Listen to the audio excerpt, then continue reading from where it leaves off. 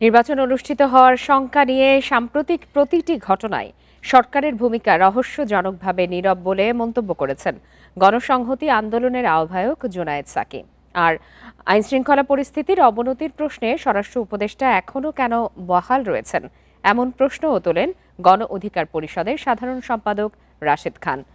রবিবার বিকালে রাজধানীর সিরডাপ মিলনায়তনে এক অনুষ্ঠানে এসব কথা বলেন তারা। রোববার বিকেলে রাজধানীর সিরডাপ মিলনায়তনে নির্বাচন ও নাগরিক নিরাপত্তা এবং রাষ্ট্রের গণতন্ত্র কাঠামো সংস্কারে নাগরিক উদ্যোগ শীর্ষক গোলটেবিল আলোচনার আয়োজন করে নাগরিক কোয়ালিশন। আলোচনায় উঠে আসে দেশের বর্তমান পরিস্থিতি ও ত্রয়োদশ জাতীয় সংসদ নির্বাচনের নানা দিক।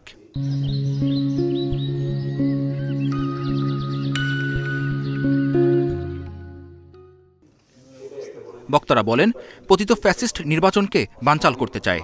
জাতীয় ঐক্যমত্য না থাকলে সবাই ক্ষতিগ্রস্ত হবে। আজকে আদৌ এই পর্যায়ে ভারত কতটা প্রভাব রাখে বা রাখবে সেই প্রশ্নগুলি আমাদের রয়েছে। যেটা এদেশের সংবিধান বিরোধী, যেটা এদেশের আইন বিরোধী, এটাকে যদি নাগরিক অধিকার হিসেবে কেউ সাব্যস্ত করতে চায়, এদেশের সকল পর্যায়ের মানুষ সেটাকে গ্রহণ করবে না। নির্বাচনের সম্ভাব্য প্রার্থী ওসমান হাদির হত্যা নিয়ে সরকারের তরফ থেকে কোনো স্পষ্ট বক্তব্য দেয়া হয়নি বলে মন্তব্য করেন গণসংহতি আন্দোলনের আহ্বায়ক জুনায়েদ সাকি। আর আইনশৃঙ্খলা পরিস্থিতির প্রশ্নে স্বরাষ্ট্র উপদেষ্টার বহাল থাকা নিয়ে প্রশ্ন তোলেন গণ অধিকার পরিষদের সাধারণ সম্পাদক রাশেদ খান। আমাদের ইউনূস ভাই ভালো আর বাকি উপদেষ্টারা খারাপ। স্বরাষ্ট্র উপদেষ্টা তিনি নির্বাচনের পরিবেশ তৈরি করতে পারছেন না, আমাদের নিরাপত্তা নিশ্চিত করতে পারছেন না।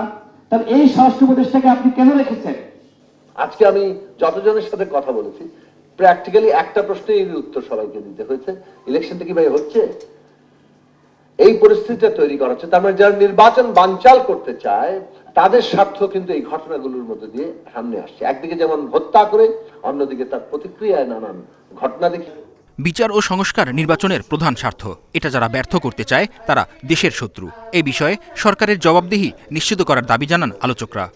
2024 সালের ইলেকশনগুলো হয়েছে, সেটা থেকে আমরা কি শিখতে পারি সেই ব্যাপারে, এবং সেই জন্য আমি এখানে এসেছি আপনাদের কাছ থেকে শুনতে এবং জানতে আপনারা কি মনে করেন। সকলে মিলে যদি সরকারের উপর ওই ধরনের সিভিয়ার প্রেসার ক্রিয়েট করতে না পারে, তাহলে এই অথর্ব সরকার আসলে কোনোভাবেই কোনো কিছুতে টান দিবে না।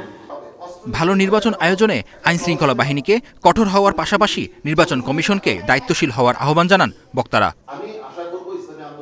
মেহেদী হাসান, ইন্ডিপেন্ডেন্ট নিউজ, ঢাকা।